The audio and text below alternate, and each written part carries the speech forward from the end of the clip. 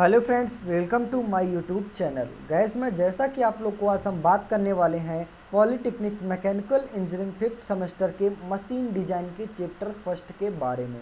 यानी आज हम बात करने वाले हैं मशीन डिजाइन के चैप्टर फर्स्ट के बारे में। जैसा कि आप लोग को नेक्स्ट क्लासेस में मैंने मशीन डिजाइन के बारे में कुछ टॉपिक बताया था, आज का जो टॉपिक होने वाला है डिजाइन टर्मिनोलॉजी क्या होती है, इसके बारे में हम जानेंगे। तो चलिए आप ज़्यादा देरी ना करते हुए वीडियो को स्टार्ट करते हैं। तो जैसा कि आप स्क्रीन के माध्यम से देख पा रहे हैं डिजाइन टर्मिनोलॉजी। अब यहाँ पे डिजाइन टर्मिनोलॉजी को हम थोड़ा बहुत डिफिनीशन के माध्यम से समझेंगे।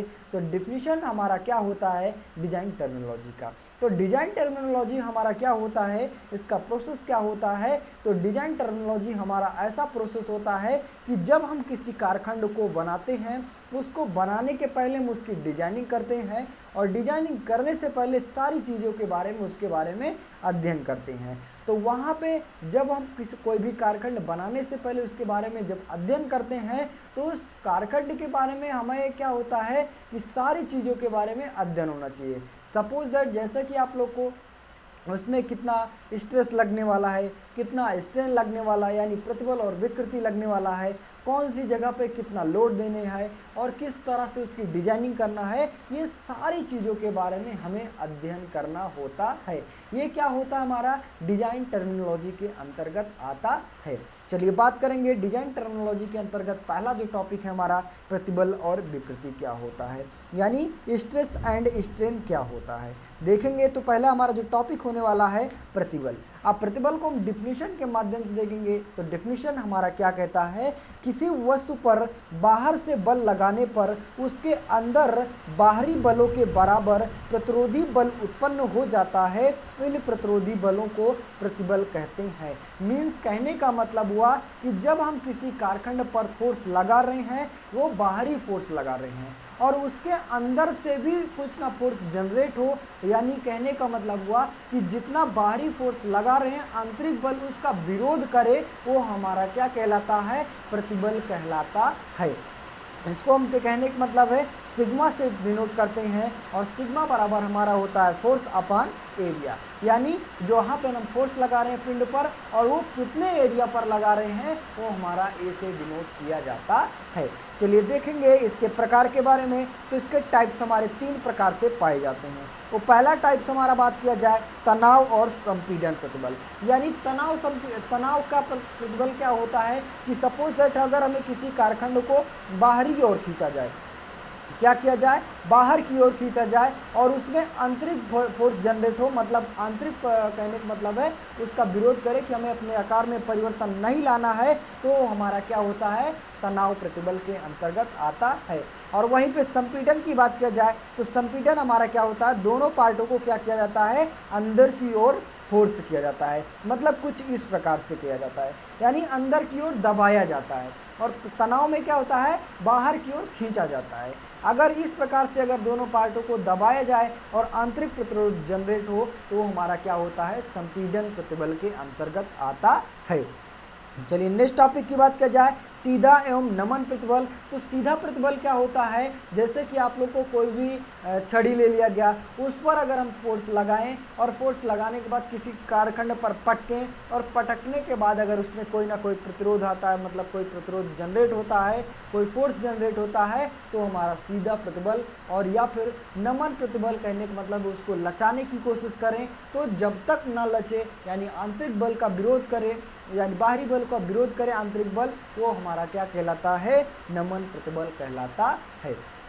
चलिए नेक्स्ट टॉपिक की बात किया जाए कर्तन एवं स्पर्शीय प्रतिबल। कर्तन का मतलब क्या होता है कि जैसे कि अगर हम किसी कारखंड के ऊपर किसी कारखंड को रगड़ें, तो हमारा इसके अंतर्गत अगर कोई भी प्रतिबल उत्पन्न होता है, तो हमारा क्या कहलाता है, कर्तन या स्पर्शीय प्रतिबल कहलाता है।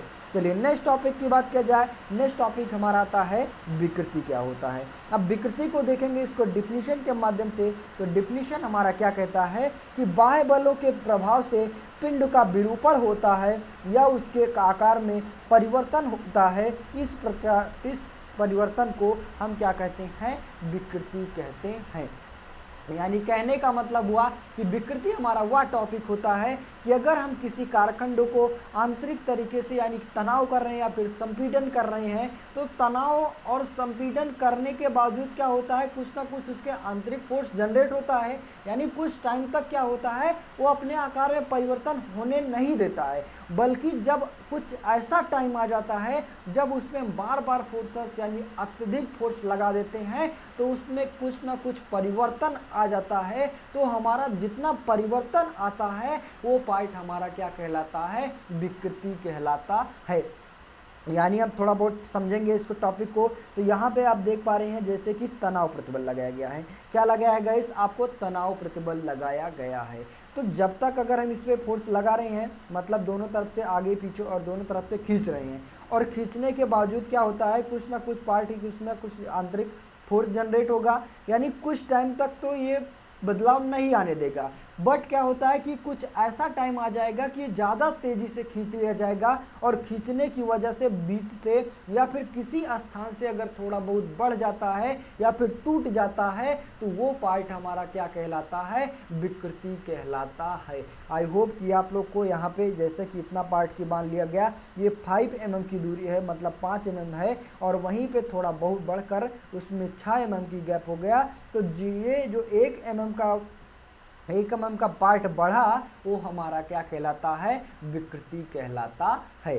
चलिए नेक्स्ट टॉपिक की बात किया जाए विकृति के प्रकार के बारे में। तो विकृति के प्रकार भी हमारे 3 प्रकार के पाए जाते हैं। जैसा कि आप लोग को अनुदैर्ध्य विकृति आ जाता है, और दूसरा आता है कर्तन एवं कोणीय विकृति, और एक आयतन विकृति। अनुदैर्ध्य विकृति का क्या मतलब है, जैसे कि यहाँ पे अगर कोई भी पार्ट को लटकाया गया और लटकाने के बाद क्या होता है, अचानक से छोड़ा जाता है, और छोड़ने के बावजूद क्या होता है, उसमें पहले क्या किया जाता है, उस पर फोर्स लगाया जाता है, मतलब बाहरी तरफ खींचा जाता है, और खींचने के बाद उसे अचानक से छोड़ दिया जाता है, तो पुनः अपने आकृति में यानी जितनी उसकी जो हाइट थी वो उस हाइट में नहीं जा पाती है, और जाने के बावजूद कुछ ना कुछ उसकी हाइट बढ़ जाती है, वो हमारा क्या होता है, अनुदैर्ध्य विकृति कहलाता है। यानी कुछ आपका कुछ इस प्रकार से, यानी किसी चीज़ को लटकन को लटका दिया जाए और उसे खींचकर छोड़ दिया जाए, तो वो हमारा अगर कोई भी बदलाव आता है तो अनुदैर्ध्य विकृति कहलाता है।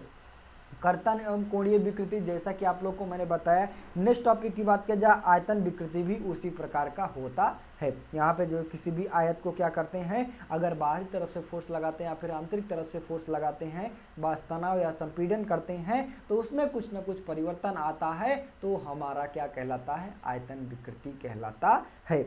चलिए देखते हैं यहाँ पे इसको किससे डिनोट किया जाता है, तो स्मॉल ई से डिनोट किया जाता है। और वहीं पे हमारा जो परिवर्तन किया गया पार्ट होता है, जितना परिवर्तन किया और जो हमारी जो प्रारंभिक लंबाई थी, यानी कहने का मतलब है 5 mm हमारा तो पूर्ण पहली वाली लंबाई थी, और उसमें कितना बदलाव आया, वो कितना आया, 1 mm।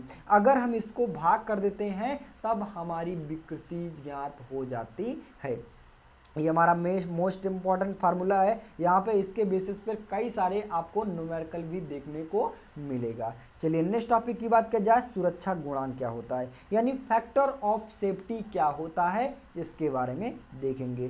तो इसको डिफिनीशन के माध्यम से देखेंगे। तो डिफिनीशन हमारा क्या कहता है कि अवयवों द्वारा सहन किए गए अधिकतम भार एवं अनुज्ञेय भार की अनुपात को सुरक्षा गुणांक कहते हैं। मीन्स कहने का मतलब हुआ कि जो सुरक्षा गुणांक हमारा क्या होता है, तो यहाँ पे आप देख पा रहे हैं, जब अगर किसी पार्ट पर फोर्स लगा रहे हैं तो उसका जो अधिकतम भार हो गया और तथा अनुज्ञेय भार, मतलब जो फोर्स टूटने के पहले वाला पार्ट हो गया बात किया जाए, और जो कहने का मतलब यहाँ पे बात किया जाए अधिकतम भार उसका कितना मान लिया गया, 5 किलो का मान लिया गया, और जो उसका अनुज्ञेय भार हो गया वो हमारा क्या हो गया, 4 mm, यानी 4 किलो का हो गया, या फिर कहने का मतलब है 6 किलो का हो गया। तो इन दोनों को जब हम इसको डिनोट यानी भाग करते हैं, तो भाग करने के बावजूद हमारा सुरक्षा गुणांक निकल आता है। यहाँ पे बात किया जाए अनुज्ञेय भार हमारा क्या होता है, तो अनुज्ञेय भार जैसे कि आप लोग को देख पा रहे हैं कि यहाँ पे अनुज्ञेय भार का मतलब क्या होता है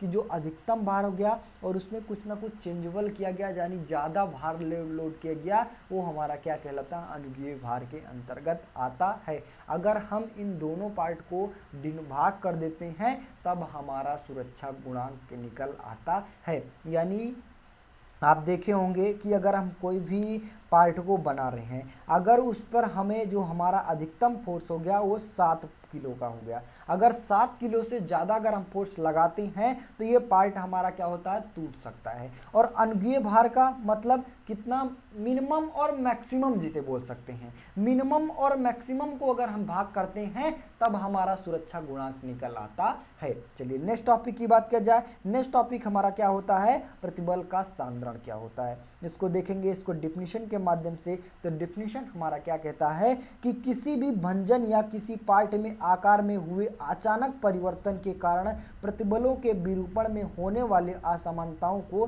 प्रतिबल का सांद्रण कहते हैं। यानी प्रतिबल का सांद्रण क्या होता है गाइस, यहाँ पे आपको समझेंगे। तो जब हम कोई भी पार्ट की डिजाइनिंग कर रहे हैं, डिजाइनिंग हमारी होती है कंप्लीट। अब कंप्लीट करने के बाद उसका मैन्युफैक्चरिंग प्रोसेस आता है। अब मैन्युफैक्चरिंग प्रोसेस जब हम करते हैं तो उसमें कुछ ना कुछ अचानक से परिवर्तन कर दिया जाए। क्या किया जाए, अचानक से परिवर्तन कर दिया जाए, और परिवर्तन करने के बावजूद उसमें कुछ ना कुछ चेंजेबल उत्पन्न हो जाए, मतलब कुछ ना कुछ बदलाव उत्पन्न हो जाए। तो इन जो पहले वाले पार्ट हो गया, यानी जो पहला वाला जिसमें कुछ भी परिवर्तन नहीं किया गया है, और जो दूसरा वाला पार्ट जिसमें कुछ ना कुछ परिवर्तन किया गया है, तो इन दोनों के बीच में असमानता यानी डिफरेंट टाइप का पाया जाए तो वो हमारा क्या कहलाता है, प्रतिबल सांद्रण कहलाता है। सपोज दैट आपका मान लिया जाए कि इसकी जो किसी कारखंड की डिजाइनिंग हमारी इस प्रकार से है, यानी आपका ए इस प्रकार से चतुर्भुज के टाइप में, यानी किसी आयत को आकार दे दिया गया और उसमें कुछ ना कुछ परिवर्तन ले लिया गया, वो हमारा क्या कर दिया गया, एक आयत के रूप में परिवर्तन कर दिया गया। तो इन दोनों के बीच में जो डिफरेंट यानी जो अंतर पाया जा रहा है, असमानता पाई जा रही है, वो हमारा क्या कहलाता है, प्रतिबल का सांद्रण कहलाता है। आई होप कि आप लोग को प्रतिबल का सांद्रण भी समझ में आया होगा। यहाँ पे आप देख पा रहे हैं फिगर के माध्यम से। तो फिगर आप जैसे कि आप देख पा रहे हैं यहाँ पे, ये हमारा पार्ट आपका, ये जो पहला वाला पार्ट हो गया, यानी जो पहले पार्ट को हम बनाया गया, यहाँ से यहाँ तक पार्ट बनाया गया है, यहाँ से ये पहला वाला कारखंड हो गया, और दूसरे वाले में क्या हो गया, कुछ ना कुछ परिवर्तन कर दिया गया, यानी यहाँ से यहाँ तक इसको डायरेक्टली मोड़ दिया गया, और मोड़ने के बाद फिर से हमारा स्टार्टिंग कर दिया गया। तो इसमें और इनमें के बीच में क्या होता है कि अगर हम फोर्स जनरेट कर रहे हैं, यानी कोई भी लिक्विड को फ्लो कर रहे हैं, तो फ्लो करने के बाद स्टार्टिंग में तो हमारा क्या होता है, स्लो मोशन में जाता है, और वहीं पे जब हमारा इसके दूसरे वाले पार्ट में होता है उसकी स्पीड बढ़ जाती है। तो इन दोनों के बीच में जो डिफरेंट पाया जा रहा है वो प्रतिबल का सांद्रण कहलाता है। आगे बात किया जाए, आगे हमारा क्या होता है इसको देखेंगे। तो सैद्धांतिक के रूप से अंग के किसी भी काट पर अधिकतम प्रतिबल तथा नमित प्रतिबल के अनुपात को ही प्रतिबल का सांद्रण कहलाता है। यानी जो अधिकतम प्रतिबल हो गया और वहीं पे जो लोअर प्रतिबल हो जाता है, प्रतिबल का मतलब क्या होता है कि जब हम किसी कारखंड पर फोर्स लगा रहे हैं तो बाहरी फोर्स लगा रहे हैं, जितना फोर्स हम बाहरी फोर्स लगा रहे हैं उतना ही आंतरिक फोर्स भी जनरेट करे, इन दोनों का विरोध करे बाहरी फोर्स को, वो हमारा क्या कहलाता है, प्रतिबल कहलाता है। तो वही बात किया जाए, जो अधिकतम प्रतिबल हो जाता है और जो नमित प्रतिबल होता है यानी लोअर प्रतिबल हो जाता है, इन दोनों के अनुपात को भी हम प्रतिबल का सांद्रण कहते हैं। यानी कहने का मतलब हुआ कि जब हम कोई भी फोर्स लगा रहे हैं उसमें बड़ा पार्ट है तो उसमें फोर्स लगाने की आवश्यकता हमें ज़्यादा होगी, और वहीं पे आंतरिक फोर्स लगेगा वो भी हमें ज़्यादा जनरेट होने की आवश्यकता होगी, और वहीं पे छोटा कारखंड है तो उसमें फोर्स लगाने की आवश्यकता कम हो जाएगी और आंतरिक भी फोर्स जनरेट कम हो जाएगा। तो इन दोनों के बीच में हमें डिफरेंट पाया जा रहा है, तो यही पार्ट हमारा क्या कहलाता है, प्रतिबल का सांद्रण कहलाता है। आपको हम किससे डिनोट करते हैं, तो KT से डिनोट करते हैं। यहाँ पे आपको फिगर भी यानी न्यूमेरिकल मेन फार्मूला भी आपको दिखाया गया है। इसके बेसिस पे कई सारे न्यूमेरिकल भी आते हैं एग्जाम में। आई होप गाइस यहाँ पे आप लोग को मशीन डिजाइन के 3 टॉपिक के बारे में बताया गया। आई होप कि आप लोग को सारा टॉपिक क्लियर हो गया होगा। तो बस गाइस आज के लिए इतना ही। वीडियो अच्छी लगी हो, चैनल पर नए हो, चैनल को सब्सक्राइब कीजिए, ज़्यादा से ज़्यादा शेयर करने की कोशिश कीजिए। मिलते हैं नेक्स्ट वीडियो में, तब तक के लिए जय हिंद।